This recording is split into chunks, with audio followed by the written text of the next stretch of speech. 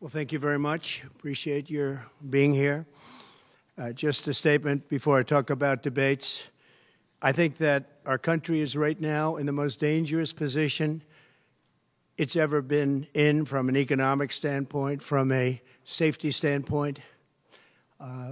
Both gangs on the street and, frankly, gangs outside of our country in the form of other countries that are, frankly, very powerful. They're very powerful countries, and we don't know what we're doing. We have leadership that has no clue how to handle them or how to handle any other situation. We have a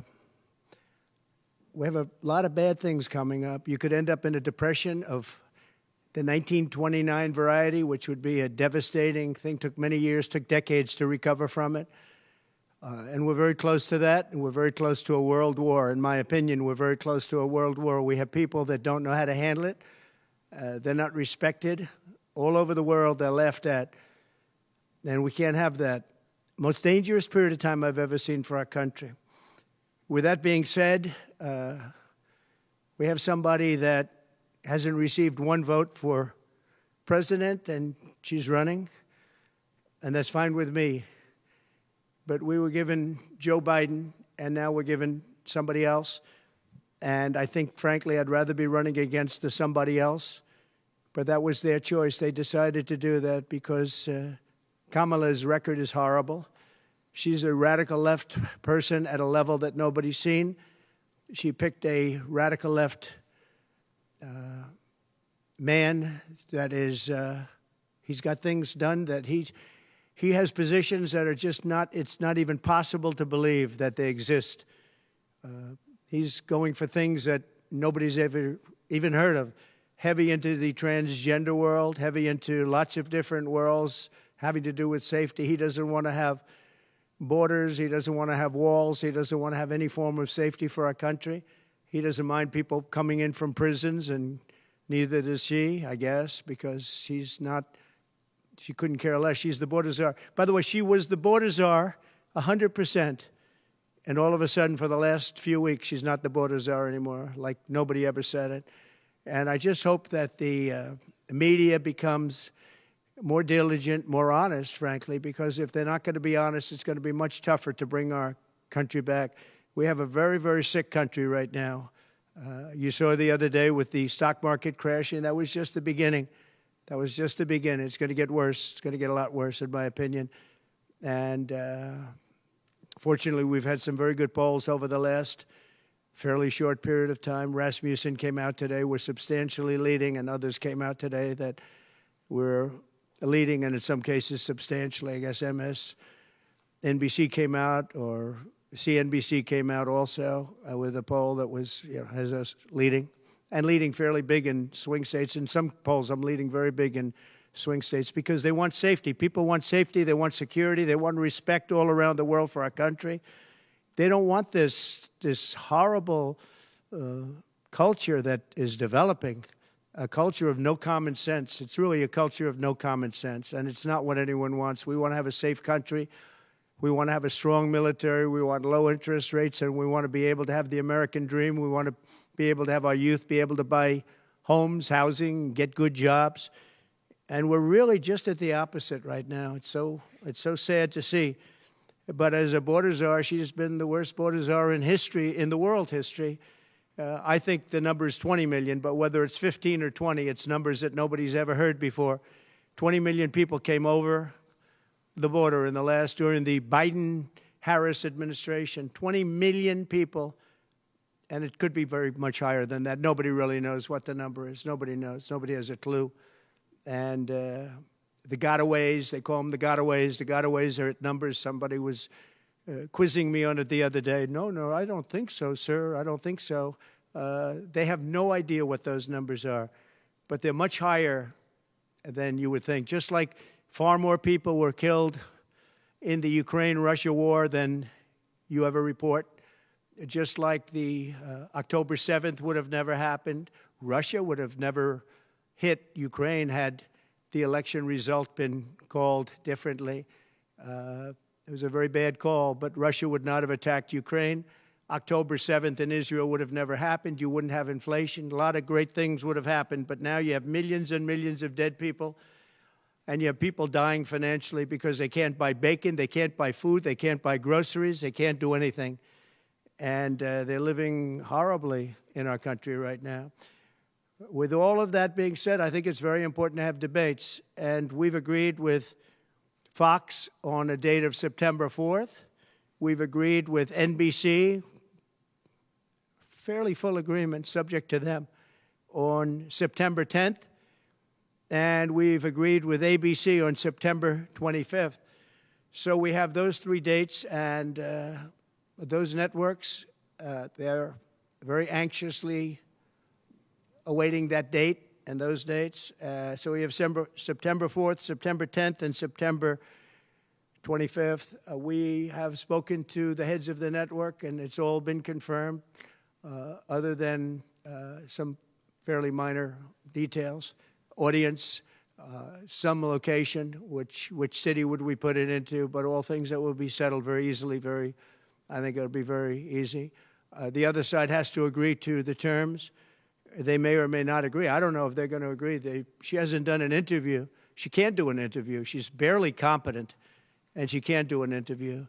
But I look forward to the debates because I think we have to set the record straight. Why is it that millions of people were allowed to come into our country from prisons, from jails, from mental institutions, insane asylums, even insane asylums?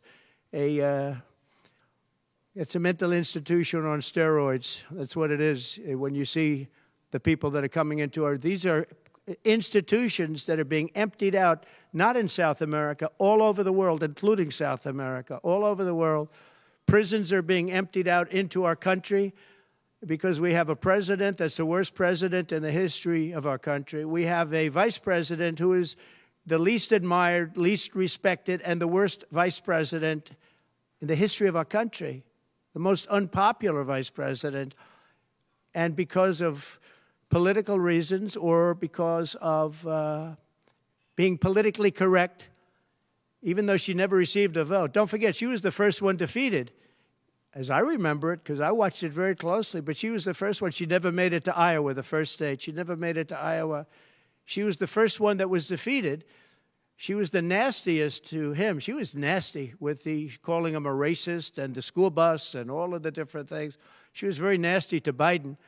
And shockingly, he appointed her, asked her to serve as vice president. Well, I don't know if he's happy about that decision right now. This was taken away. The presidency was taken away from Joe Biden. And I'm no Biden fan, but I'll tell you what, from a constitutional standpoint, from any standpoint you look at, they took the presidency away. And people were saying he lost after the debate. He couldn't win. Well, I don't know that that's true necessarily. But whether he could win or he couldn't win, he had the right to run. And they took it away. They said they're going to use the 25th Amendment. They're going to hit you hard. Either we can do it the nice. I know exactly, because I know a lot of people on the other side, believe it or not. And they said, we'll do it the nice way or we'll do it the hard way. And he said, all right. So that, I mean, they've really taken, what they've done is pretty incredible. And now I'm running against somebody else, and we're leading. We're leading. So I'm not complaining. I'm saying for a country with a constitution that we cherish this constitution. To have done it this way is pretty severe, pretty horrible. You would have thought they would have gone out to a vote. They would have had a primary system. They would have done something. But to just take it away from him like he was a child. And he's a very angry man right now, I can tell you that. He's not happy with Obama, and he's not happy with Nancy Pelosi, crazy Nancy. She is crazy, too. She's not happy with any of the people that told him that you've got to leave. He's very unhappy, very angry, and I think he also blames her. He's trying to put up a good face, but it's a very bad thing in terms of a country when you do that. I'm not a fan of his, as you probably have noticed, and he had a rough debate, but that doesn't mean that you just take it away like that.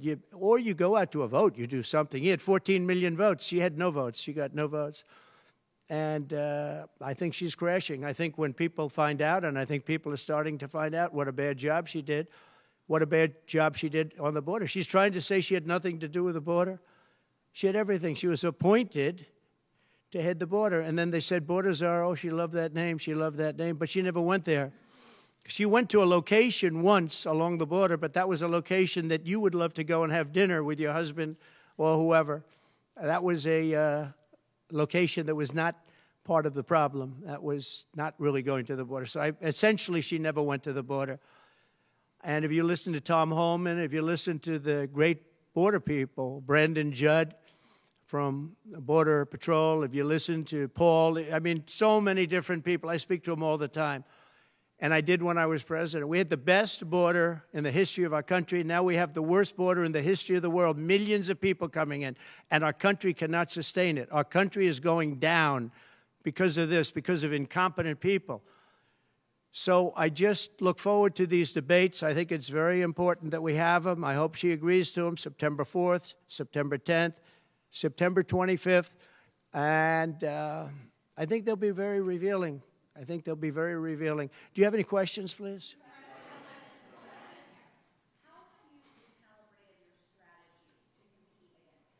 I haven't recalibrated strategy at all. It's the same policies, open borders, weak on crime. I think she's worse than Biden because he got forced into the position. She was there long before. She destroyed San Francisco. She destroyed California as the AG.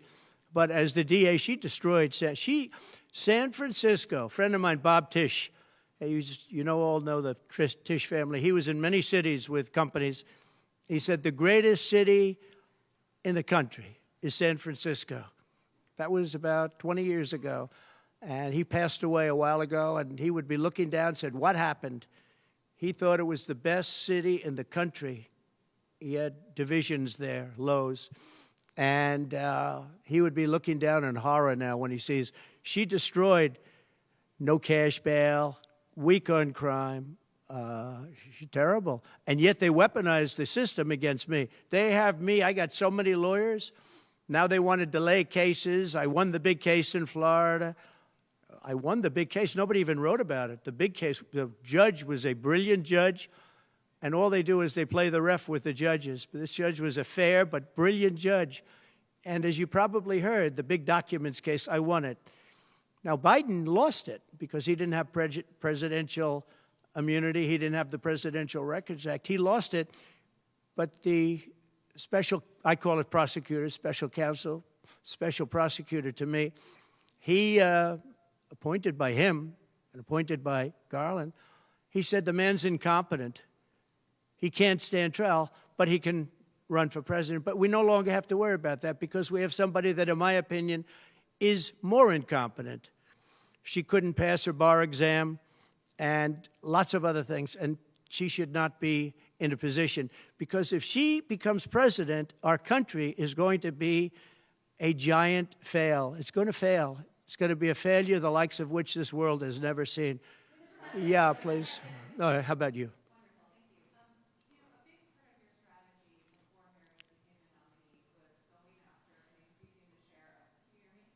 You have to speak louder. A big part of the strategy for your campaign before Harris became the nominee was appealing to black voters. Yeah. That you were really going after. In polls, we really see Harris gaining ground with that group. And I'm wondering how you are going to go after black voters now that she's the nominee and really winning them over. Well, it changes around a little bit. I'm getting other voters. Perhaps, I was doing very well with black voters, and I still am. I seem to be doing very well with black males. This is according to polls, as you know. It's possible that I won't do as well with black women, but I do seem to be doing very well with other segments, extremely well with Hispanic. Jewish voters way up. White males way up. White males have gone through the roof. White males way up. Now, I don't know. All we're doing is giving you the stats that you have. It could be that I'll be affected somewhat with black females where we're doing pretty well. And I think ultimately they'll like me better because I'm going to give them security, safety, and jobs. I'm going to give them a good economy. We have a very bad economy right now. We could literally be on the throes of a depression, not recession, a depression. And they can't have that. They can't have that. So I think I'm going to do well with everybody, especially when the facts are right. Yeah, please, in the back.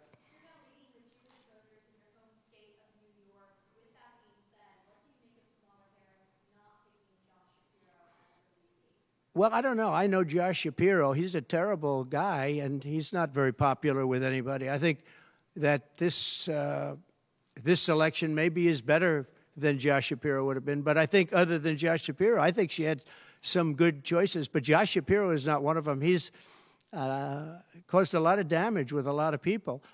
And I don't think he would have been better. I think he would have been maybe the equivalent, maybe not as good. But they had some people that they were looking at that were good, far superior to her. They actually had a story where they had everybody, including, they had like 10 people that she was looking at and her. And they said she was the worst of all. In other words, she was the worst out of the 10 people and her.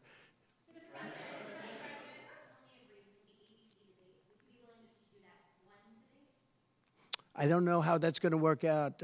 We'd like to do 3 debates. We think we should do 3 debates. We think Fox and ABC. And we also have CBS is going to do the vice presidential debate. So CBS will do vice presidential. And I have to tell you, J.D. Vance has really stepped up. He's doing a fantastic job.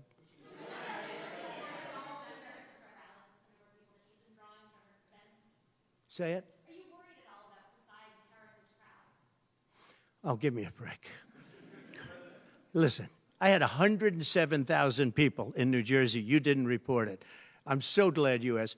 What did she have yesterday, 2,000 people? If I ever had 2,000 people, you'd say my campaign is finished. It's so dishonest, the press. And here's a great example. I had in Michigan recently 25,000 people, and 25,000 people we just couldn't get them in. We had in Harrisburg 25,000 people, and 20,000 people couldn't get in. We had so many. Nobody ever mentions that. When she gets 1,500 people, and I saw it yesterday on ABC, which they said, oh, the crowd was so big. I have 10 times, 20 times, 30 times the crowd size, and no, they never say the crowd was big. That's why I'm always saying turn around the cameras. I'm so glad you asked that. I think it's so terrible when you say, well, she has 1,500 people, 1,000 people, and they talk about, oh, the enthusiasm. Let me tell you, we have the enthusiasm. The Republican Party, and me as a candidate, but the Republican Party has the enthusiasm because people want to see crime stopped. They want to see a country that's respected. Think of it. If I were president, you wouldn't have Russia and Ukraine, where it never happened. 0 chance. You wouldn't have had October 7th of Israel. You wouldn't have the horrible withdrawal. And I don't mean the withdrawal because the withdrawal was fine. I was ready to withdraw from Afghanistan, and we were going to do it with dignity and strength. And we were keeping our equipment. We weren't leaving $85 billion worth of equipment behind. And we wouldn't have had 13 great soldiers. I know the families of those soldiers well. We wouldn't have had these soldiers killed. And we wouldn't have had 45 soldiers obliterated. No legs, no arms, the face. None of that would have happened. And you wouldn't have had inflation. You wouldn't have had any inflation because inflation was caused by their bad energy problems. Now they've gone back to the Trump thing because they need the votes. I don't know if you know, they're drilling now because they had to go back because gasoline was going up to $7, $8, $9 a barrel. So they said, we better do what Trump. But the day after the election, if they won, you're going to have fuel prices go through the roof.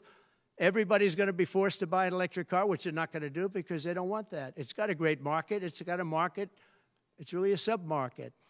People want gasoline-propelled cars. They want hybrids. They want to have everything, and they want electric. But they want everybody to have an electric car. We don't have enough electricity. We couldn't make enough electricity for that. And you know what else? The weight of a car, the weight of a truck. They want all trucks to be electric. Little things that a lot of people don't talk about. The weight of a truck is 2.5 times heavier. You would have to rebuild every bridge in this country if you were going to do this ridiculous policy. So, but on crowd size, in history, for any country, nobody's had crowds like I have, and you know that. And when she gets 1,000 people and everybody starts jumping, you know that if I had 1,000 people would say, that's the end of his campaign. I have hundreds of thousands of people. In South Carolina, I had 88,000 people. In Alabama, I had 68,000 people. Nobody says about crowd size with me.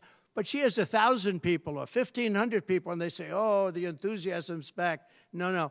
The enthusiasm is with me and the Republican Party because they want to stop crime. They want to stop people from pouring into our country from places unknown and from countries unknown, from countries that nobody ever heard of. That's where the enthusiasm is.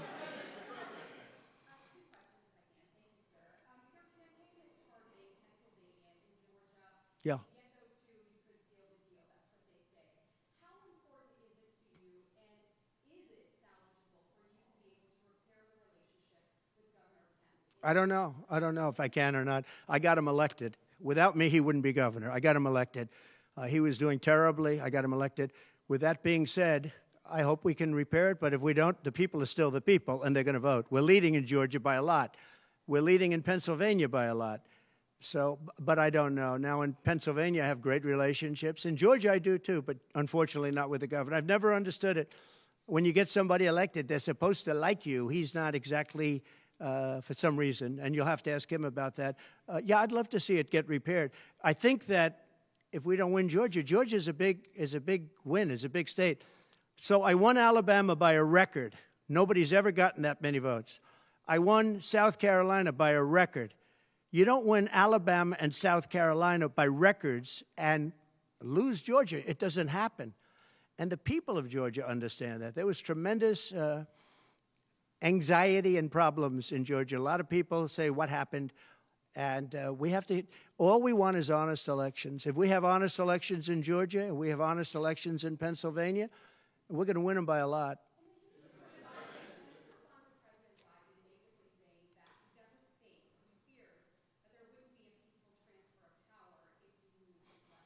Well, he actually said it two ways. First, he said it incorrectly, then he corrected himself. Do you agree with that, right? You know, if you watch him, he said it two ways. No. I mean, he said it two ways because he doesn't really know what he's saying. Why didn't he bring it up at the debate? You know, he had a chance for 90 minutes to bring it up at the debate. He could have talked about that at the debate, and he didn't do it. Everyone said, oh, he said this and he said that. He's just, you know, they give him something to read off. He read it very badly because he actually said it the opposite. Then he had to go back and correct himself. He said the opposite. He should have brought this up at the debate. If he had a problem, of course there'll be a peaceful transfer. And there was last time, and there'll be a peaceful transfer. I just hope we're going to have honest elections. That's all, okay? You have not had a public campaign event for nearly a week now for Arlington, Montana, which is not a swing state. Some of your allies have expressed concern that you're not taking this race seriously, particularly What a stupid question this is. enthusiasm on the other side. Why haven't you been campaigning? Because I'm leading by a lot and because I'm letting their convention go through, and I am campaigning a lot. I'm doing tremendous amounts of taping here. We have commercials that are at a level I don't think that anybody's ever done before. Plus, in certain cases, I see many of you in the room where I'm speaking to you on phones, I'm speaking to radio, I'm speaking to television. Television's coming over here. Excuse me, what are we doing right now? She's not doing any news conference. You know why she's not doing it? Because she can't do a news conference. She doesn't know how to do a news conference. She's not smart enough to do a news conference. And I'm sorry, we need smart people to lead this country because our country's never been in this danger before, both economically and from an outside perspective. Russia doesn't respect us anymore. China doesn't respect us anymore. North Korea, Kim Jong-un, liked me a lot. He doesn't like this group. We are in great danger. We're in great danger of being in World War III. That could happen. No, after their convention, yeah. And I'm going out, actually, I'm going out to certain places to help certain senators get elected. Not even for me. I'm trying to help when I go out to Wyoming or when I go out to Montana, or I'm going to different places to help people. And I don't have to go there because I'm leading those states, as you know, by 35, 40, 50 points. I'm leading by record numbers. I'm going because I want to help senators and congressmen get elected. Congressmen and women get elected. Yes, please. Yeah, go ahead. The upcoming what? Oh, yeah.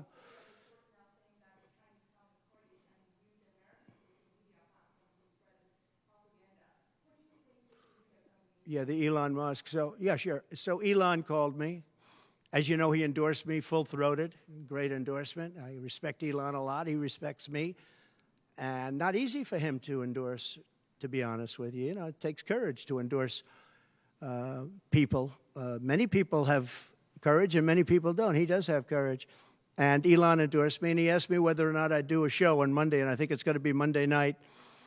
And I believe he's the host of the show, so it'll be very interesting. A lot of people are talking about it. I look forward to it. That'll be done on Monday night. And just a quick question, what do you think social media companies in America should do to combat potentially misinformation spread by the Chinese people? Well, you have a lot of misinformation spread about China, and you have a lot of misinformation spread about a lot of different places. I think I'm going to get along great with China.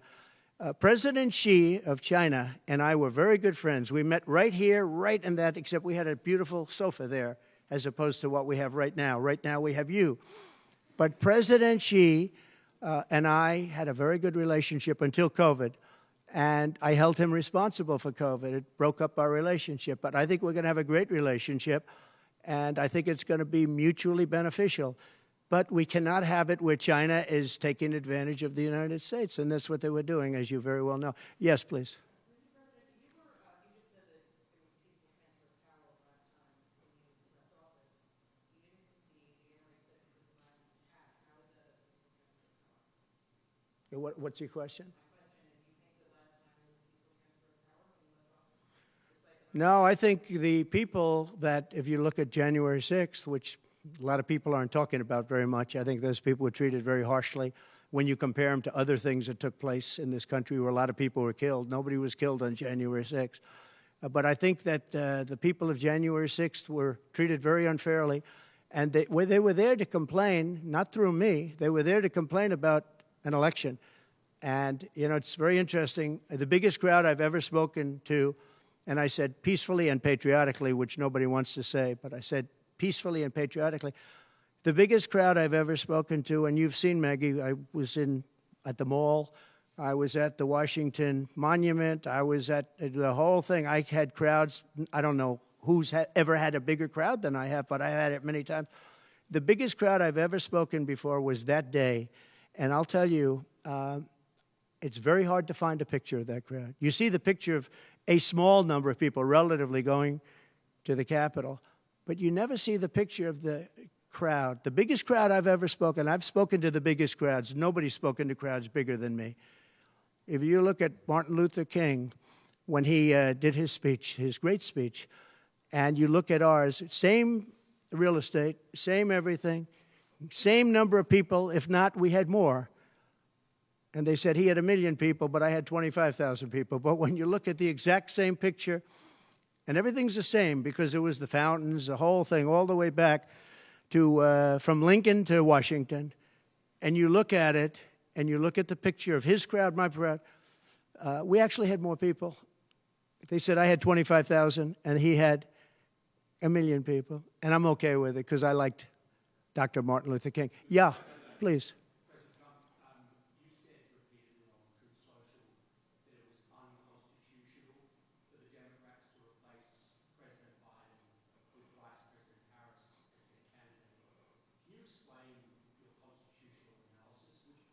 Yeah, sure. We have a Constitution. It's a very important document, and we live by it. She has no votes, and I'm very happy to run against her. I'm not complaining from that standpoint. And I hate to be defending him, but he did not want to leave. He wanted to see if he could win. They said, you're not going to win. After the debate, they said, you're not going to win, you can't win, you're out. And at first they said it nicely, and he wasn't leaving, and then you know it better than anybody. Wait a minute. So when you think about it, they said at first they were going to go out to another vote. They were going to go through a primary system, a quick primary system, which it would have to be.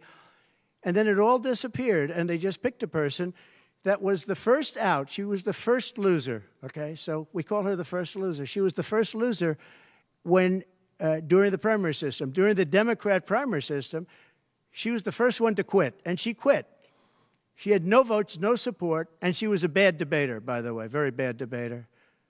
And that's not the thing I'm looking forward to, but she was a bad debater. She did obviously a bad job. She never made it to Iowa. Then for some reason, and I know he regrets it, you do too, he picked her, and she turned on him too. She was working with the people that wanted him out. But the fact that you can get no votes, lose in the primary system, in other words, you had 14 or 15 people, she was the first one out, and that you can then be picked to run for president, it seems to me actually unconstitutional. Perhaps it's not. Please.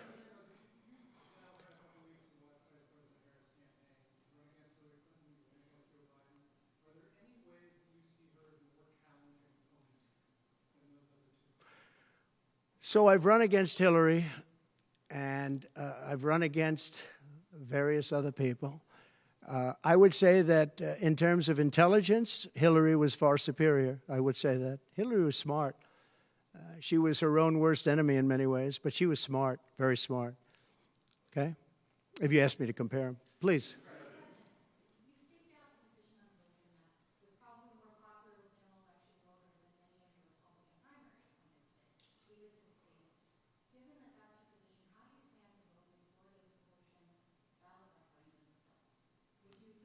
Would you repeat that question, please? You have to speak up. Yes, sir. It's a hard room because it's very big, if you know. So this is worth $18 million. Oh, I see.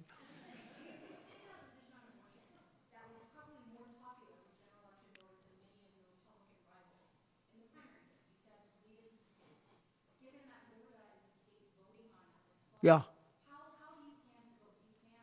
So I think the abortion issue has been very much tempered down, and I've answered, I think, very well in the debate, and it seems to be much less of an issue, especially for those where they have the exceptions, as you know. And I think it's when I look for 52 years, they wanted to bring abortion back to the states. They wanted to get rid of Roe v. Wade, and that's Democrats, Republicans, and independents, and everybody. Liberals, conservatives, everybody wanted it back in the states, and I did that. Now the states are voting. And frankly, some of the votes are much more, if you could say, liberal than you would think. Ohio turned out to be, they had a big vote, and it turned out to be a much more liberal standing than people would have thought. Kansas, the same thing. And then you have Texas, and you have other places where it may be different. But the issue has been brought back to the states now. And like Ronald Reagan, I believe in the exceptions for rape, incest, and life of the mother. I believe strongly. I think that that's a very important thing. I think when you have to follow your heart. But when you don't believe in the exceptions, I think it's much tougher. It's a much tougher issue. But about 82% of Republicans do believe in exceptions. I think and a lot of them are changing their mind and coming even further. I think that abortion has become much less of an issue. It's a very small, I think it's actually going to be a very small issue. What I've done is I've done what every Democrat and every Republican wanted to have done, and we brought that issue back to the states. And now the states are voting on it.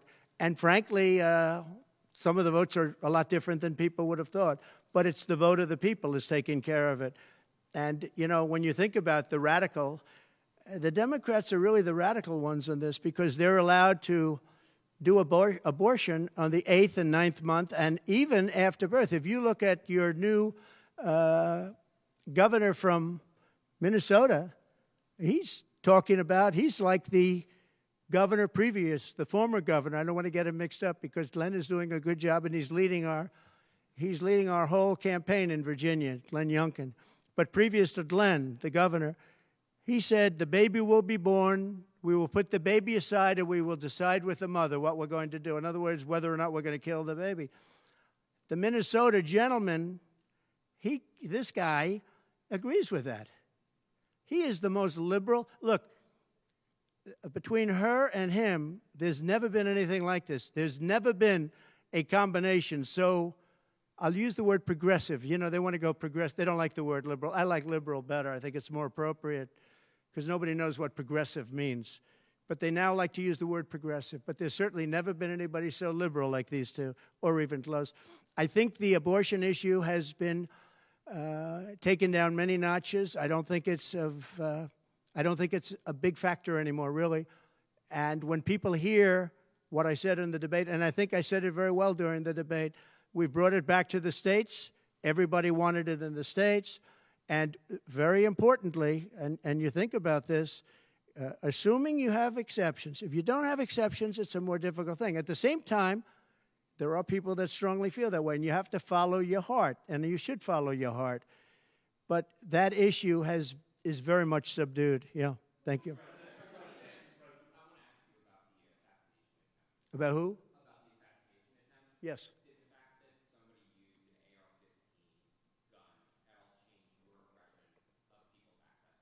No, I didn't. Look, if you take away guns, she wants to take away everyone's gun. If you take away guns, can't do it because people need the guns for protection. Now, entertainment, they want it, hunting, they want, different things. But they need weapons for protection in this country. People live out in the woods and they're not going to have a gun. If you look at some countries, I don't want to get them in trouble, but some countries have actually gone the opposite way. They had very strong gun laws, and now they have gone the opposite way, where they allowed people to have guns, where in one case they encouraged people to go out and get guns, and crime is down 29%.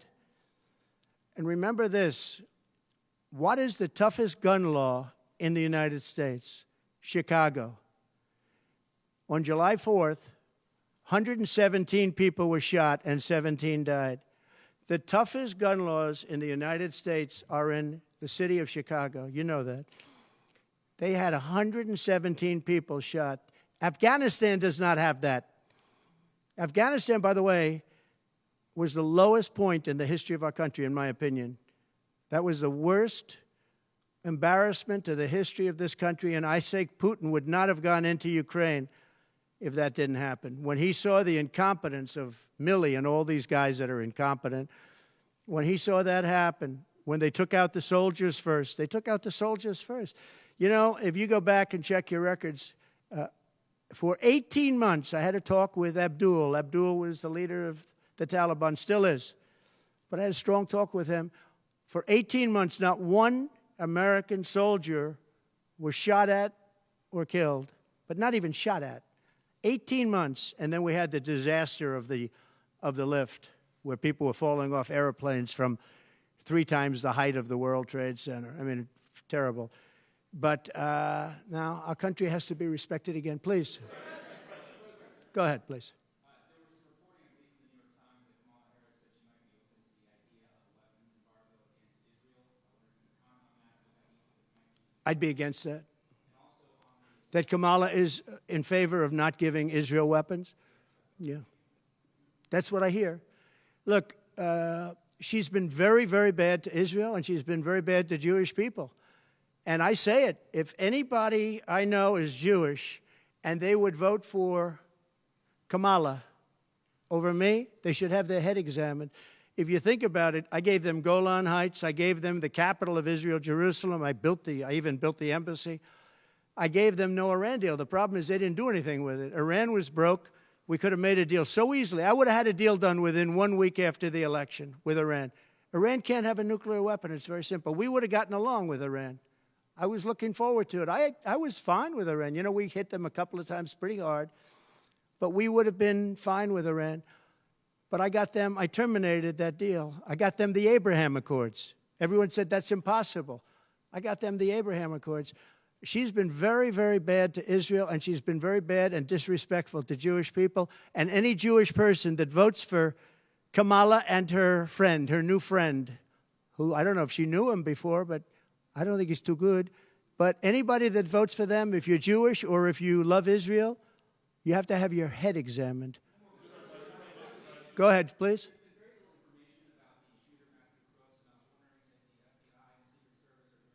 They have. The FBI came to see me about the shooter. I think they've done a very good job. And I think they did a very good job with respect to this other lunatic that they have in custody. Please. There's been some discussion around Vice President Harris's relationship with Willie Brown, Yeah. former mayor of San Francisco, and how that might have intersected with her career trajectory. So I'm just wondering if you followed that discussion at all at any point. Well, I know Willie Brown very well. In fact, I went down in a helicopter with him. We thought maybe this is the end. We were in a helicopter going to a certain location together, and there was an emergency landing. This was not a pleasant landing, and Willie was, he was a little concerned. So I know him pretty well. I mean, I haven't seen him in years. But he told me terrible things about her. but this is what you're telling me anyway, I guess. But he had a big part in what happened with Kamala. But I don't know, maybe he's changed his tune, but he was not a fan of hers very much at that point. Do you believe Vice President Harris would certify your election victory if you win? Yeah, I do. Go ahead. On what?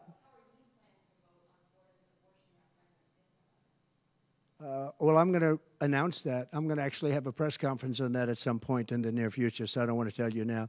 But Florida does have a vote coming up on that, and I think probably the vote will go in a little more liberal way than people thought. But I'll be announcing that at the appropriate time. Please.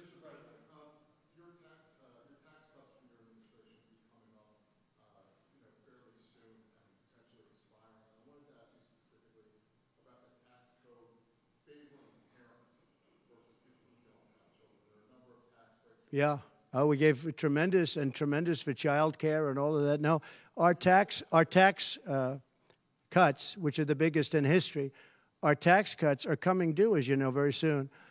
And if the Democrats don't renew them or make it impossible to renew because it's pretty close in terms of vote, if they don't renew them, it's the equivalent of having a 4 times tax increase from what you have right now, and it'll destroy the economy. I think they're under tremendous pressure to do it. I've never seen, all my life I grow up and I watch politics, and I used to be on the other side of politics, then I run for office. But in all the years of studying politics, I've never seen people get elected by saying, we're going to give you a tax increase. These guys get up, think of it. We're going to give you no security. We're going to give you a weak military. We're going to give you no walls, no borders, no anything. All these things they're doing. I mean, the transgender became such a big thing. But they do all of these things, but they always say, we're going to give you a tax increase. I never heard anybody campaign on a tax increase. A politician has always said, I will cut taxes. I'll give you one example, Social Security. They're going to destroy Social Security. I am going to leave Social Security. I'm not raising the years. I'm not raising the age. I will be saving Social Security, and I'm going to work it out that there's no tax on Social Security for seniors. I'm also doing no tax on tips. No tax on tips. So waiters, waitresses, caddies, people that drive cars, people that get tips who have been harassed by this government, we're going to have no tax on tips. That's a big thing. Yeah.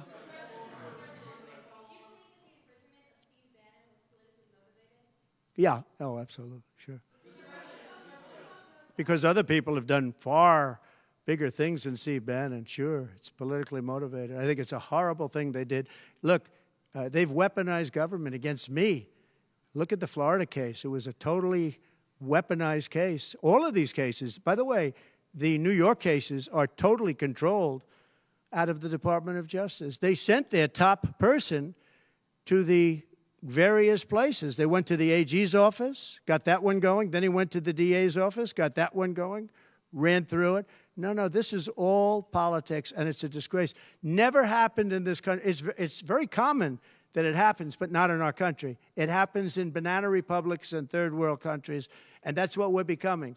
We have no borders. We have bad voting regulations. Anytime you have mail-in ballots, you're going to have problems.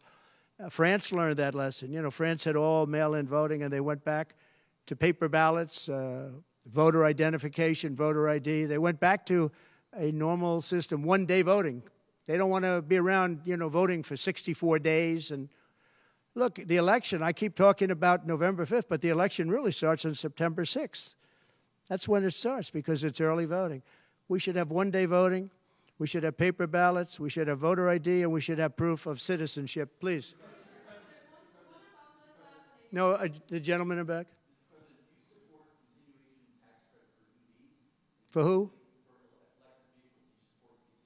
You're going to have to talk louder, sir. Do you support continuation of tax credits for EVs? And secondly, what sort of political or policy advice does Elon Musk give you? Elon is a very different kind of a guy. He's a very big believer in the country, but he's very worried about the country. He's very worried about the country. And I don't know if it's good for him politically to have supported me, although I think we have a vast majority of this country does support me. But Elon, more than almost anybody I know, I mean, he loves this country. He loves the concept of the country. But like me, he says this country is in big trouble. It's in tremendous danger. Okay, please. Polls suggest overwhelmingly that Americans trust you more than Kamala Harris to fix the U.S. economy. I like this guy. I like him. What message do you have to Americans, sir, who are struggling to pay for everyday Yeah. groceries, rent? The polls have suggested. There are some polls that say we're going to win in a landslide. People are voting with their stomachs, meaning they go into the grocery store. They're paying 50, 60, 70% more for food than they did just a couple of years ago. Look at what's happened to energy. Look at what's happened not only to their cars, where gasoline's gone from $1.87, $1.87, and we had moments when it was below that, but it's gone from $1.87 to $5, $6, and $7. And they take the strategic national reserves and they take it out, even though it's peanuts compared, it doesn't last long. But they're virtually empty now. We've never had it this low. And he's using that to keep the gasoline prices as low as possible. He's sucked all of the oil out, essentially the gasoline, to keep the price down a little bit, and it's had very little impact. But you know what? We have no strategic national reserves now. He's emptied it. It's almost empty. It's never been this low. And I had it at a good level, and I would have had it more if the Democrats would have approved the deal. You know, I had a deal to buy it at $22 a barrel, and now it's going to be close to 100 pretty soon, my opinion. And the Democrats didn't want to do that, but we bought a lot anyway. And we had it pretty good. And what they've done to the national reserves, the strategic national reserves, is, as you know very well, because you cover it, but what they've done is incredible. They've just, for the sake of getting some votes, for the sake of having gasoline, you know, that's meant for wars. It's meant for, like, tragedy. It's not meant to keep a gasoline price down so that somebody can vote for Biden, or in this case, Kamala, who, by the way, is worse than Biden. And she's actually not as smart. Okay? She's actually not as smart. That's hard to believe, isn't it? Yeah, please. Okay. There are other things the federal government could do, not just a ban. Would you direct your FDA, for example, to revoke access to mifepristone? That's one of the things. Sure, you could do things that would supplement, absolutely. And those things are pretty open and humane. But you have to be able to have a vote. And all I want to do is give everybody a vote. And the votes are taking place right now as we speak. Yeah. But it's there are many things on a humane basis that you can do outside of that. But you also have to give a vote, and the people are going to have to decide. Okay, yes, please. You. On what? No, I think she's actually not as smart as he is. I don't think he's very smart either, by the way. I'm not a big fan of his brain, but I think that she's actually not as smart as he is. So what do you attribute her rising in the polls as becoming a more competitive race since she's taken over? Well, she's a woman. She represents certain groups of people, but I will say this. When people find out about her, I think she'll be much less. And I see it right now. I see her going way down in the polls now. Now that people are finding out that she destroyed San Francisco, she destroyed the state of California along with Governor Gavin Newsom. He's been a terrible governor, terrible. But they did it together. And she was early. I mean, she was the first of the prosecutors, really. You know, now you see Philadelphia, you see Los Angeles, you see New York, you see various people that are very bad. But she was the first of the bad prosecutors. She was early. Who? Would you repeat that, please? No, you. Would you repeat her, what she said? You have to speak up. This room is very louder.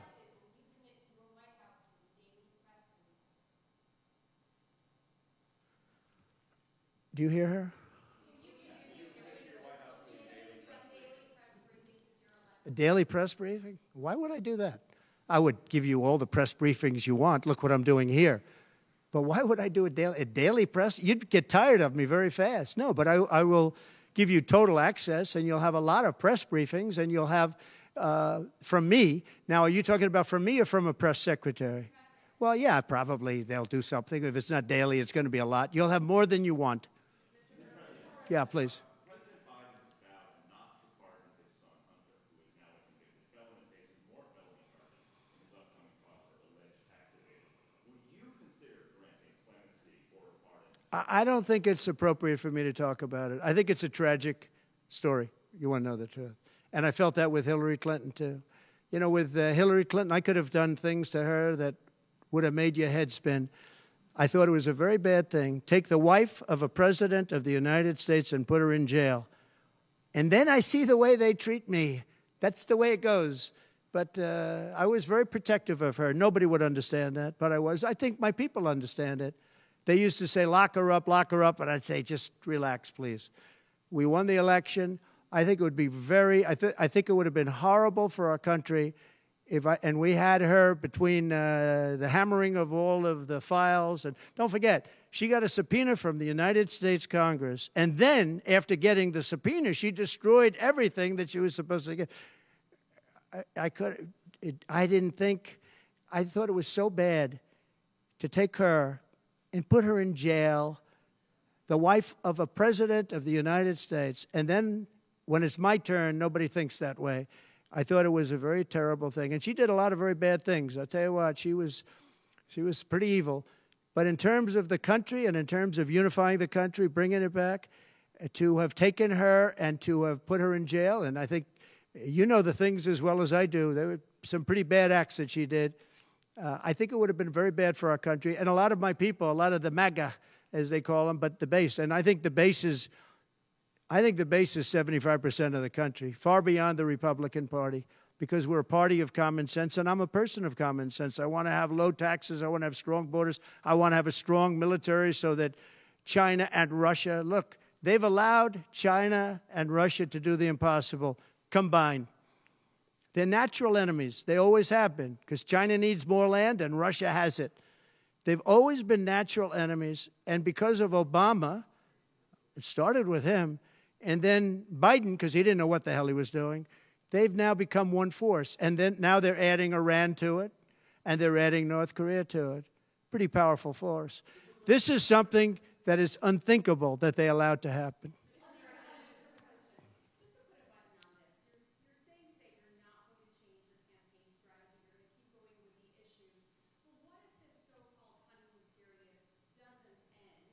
Oh, it's going to end. The honeymoon period's going to end. Look, she's got a little period. She's got a convention coming up. It's about policy. It's not about her. I think she's incompetent because I've watched her. She destroyed California. She destroyed San Francisco. Everything she's touched has turned to bad things. I'm not going to use foul language, but everything she's touched has turned bad. She's incompetent. The reason she's not doing what I do and she's not doing what she should be doing, she won't even do interviews with friendly people because she can't do better than Biden. Now, he had a reason for not doing well, and he was never, 25 years ago, the sharpest or brightest bulb in the ceiling. That I can tell you, okay? He wasn't. But he could do interviews at least. Not lately, he couldn't, perhaps. But she should be doing interviews. She doesn't want to do interviews. And the reason she doesn't is, number one, her policies are so bad. Just to answer your question, I think that it's not going to change because it's really ultimately not about her as much as about her policies. She wants open borders. She wants to defund the police. She wants to defund the police. She wants to take away your guns. Anybody that thinks they're not going to come after your guns, you know, when I was president, I totally protected the guns. And I think it's very important.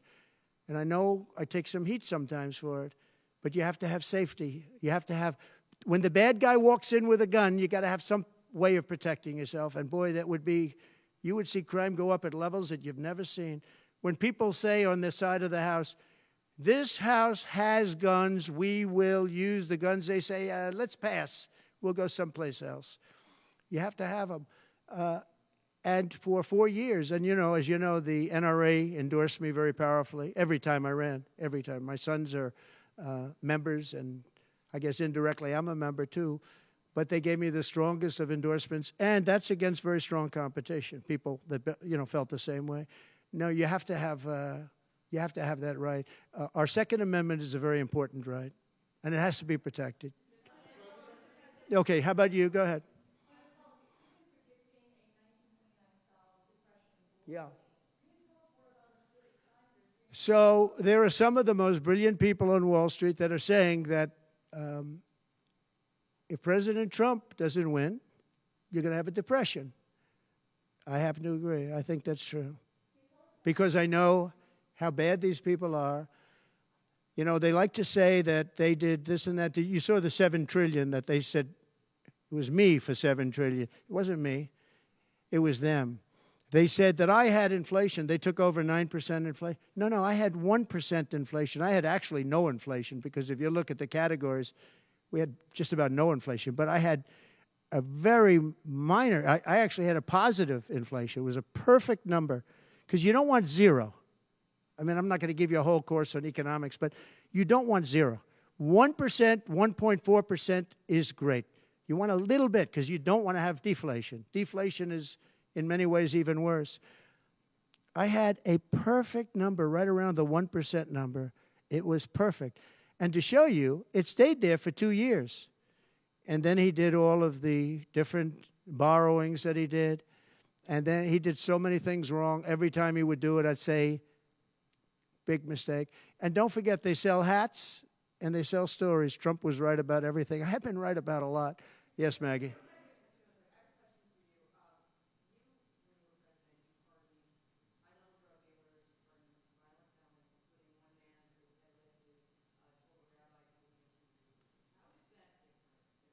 Well, we had a commission like other people do, and it's always complicated and it's always controversial. And we had commissions that, and I think of respected people, you know many of the people on the commission, and they would recommend to me certain pardons for certain people. Some people were treated very harshly. A fantastic woman, as you know, she served 24 years for being on a phone call having to do with drugs. You know who I'm talking about. She was great. And she had another 24 years to go. And it was largely about marijuana, which in many cases is now legalized, okay? But we had many very highly regarded people on a commission, and they'd recommend, and they'd put a reason why. Some people were, served time, but they served a lot of time for something that today people wouldn't even serve time by.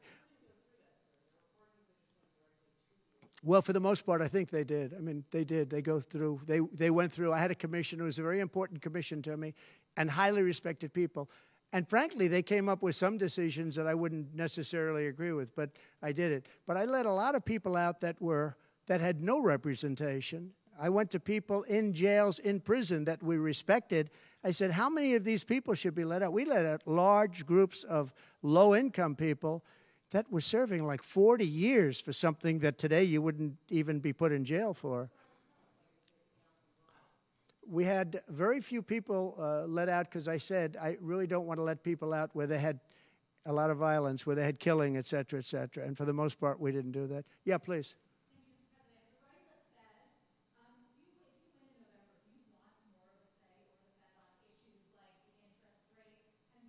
On defense? Or the Federal Reserve. Ah, And do you think Federal Reserve. expanding in the economy given current leadership? Right. Well, look, the Federal Reserve is a very interesting thing, and it's sort of gotten it wrong a lot.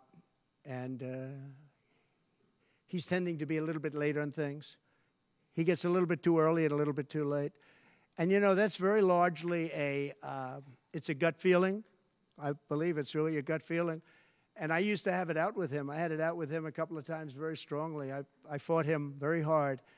And, we get along fine. We get along fine. But I feel the president should have at least say in there. Yeah, I feel that strongly. I think that in my case, I made a lot of money. I was very successful. And I think I have a better instinct than, in many cases, people that would be on the Federal Reserve or the chairman. Yeah. Yeah. Harris supports rescheduling marijuana and also says that no one should go to prison for marijuana offense. Do you agree with those positions? Well, as we legalize it, I start to agree a lot more because, it's being illegalized all over the country. Florida has something coming up. I'll be making a statement about that fairly soon. But as we legalize it throughout the country, whether that's a good thing or a bad thing, it's awfully hard to have people all over the jails that are in jail right now for something that's legal. So I think obviously, there's a lot of sentiment to doing that. Yeah, please. Kamala Harris's father is Jamaican American, and she went to a historically black college. How is she only recently deciding to be black? Well, you'll have to ask her that question because she's the one that said it. I didn't say it. So you'll have to ask her, and I very much appreciate that question, but you'll have to ask her. But I've known her for a long time. I actually contributed to her campaign a long time ago because I was a developer. I contributed to lots of campaigns of Democrats, Republicans, and some were liberal and some were conservative. But you'll have to ask her about that. But to me, it doesn't matter. But to her, from her standpoint, I think it's very disrespectful to both, really. Whether it's Indian or black, I think it's very disrespectful to both. To me, it doesn't matter. Please, red dress, red dress. One in the assassination, is your ear fully recovered? Is there a scar? Do you have any Yeah, damage? pretty much recovered, yeah. I'm a fast healer. It's a hell of a shot, but I'm a fast healer. Yeah, pretty much recovered. Do you have any hearing damage from it? No, it didn't hit that. I got very lucky. It just hit the lobe, as they call it. Is there a scar on your ear? Yeah, a little bit, not much. On top, a little bit. An immigration question. You've been running on the idea of mass deportation. You say the biggest in American history, basically. Yeah. When Senator Vance has been asked about that, he sort of suggested that really you only need to go after people who've been convicted of crime. Well, we're starting that. Yeah. What are you really talking about here? How will you pay for it? We are going to start the largest mass deportation in the history of our country because we have no choice. It's not sustainable. And we are going to start with violent criminals, and we're going to start then with criminals. And our local police is going to work with us because they know everything about the people. They know their names. They know everything about them. They know their middle name. They know their numbers. And as you know, the other side is trying. You know, look, for years I wondered, why are they allowing these people to come in at levels like this? It was incredible. And I said two reasons. They're either really stupid, and I don't believe they're stupid, because anybody that can cheat in elections like they cheat is not stupid. Or, in the alternative, they have bad motives or they hate our country. And I used to think they hate our country. But lately I've seen where they're trying to sign these people up to vote. And they have to stop. They cannot let illegal immigrants vote in this upcoming election. All right, one more question. Go ahead, one more. Make it a good one, please. Okay, regarding Social Security taxes for seniors. Right. We talked about a lot. Experts say that the policy can increase the deficit by $1.6 trillion. So how would it work in your view? We have so many ways of making money in this country. We're not going to affect our Social Security. We're not changing it. And I proved that over 4 years. And we're going to do it. It's very unfair to people. They spend their life and they're great citizens and they pay in. We're not going to charge tax to Social Security, the seniors. We're not going to do it. We're not going to charge. And also tax. I say the two things. We're going to have no tax on seniors, Social Security, and we're going to have no tax on tips. Very simple. And we are a country that has so many different ways to make money. We have under our feet more liquid gold, I call it oil, and gas, than any country in the world, much more than Saudi Arabia, much more than Russia. We have so many different ways we can make money. We're not going to hurt our seniors with Social Security, and we're not going to charge them tax. Okay?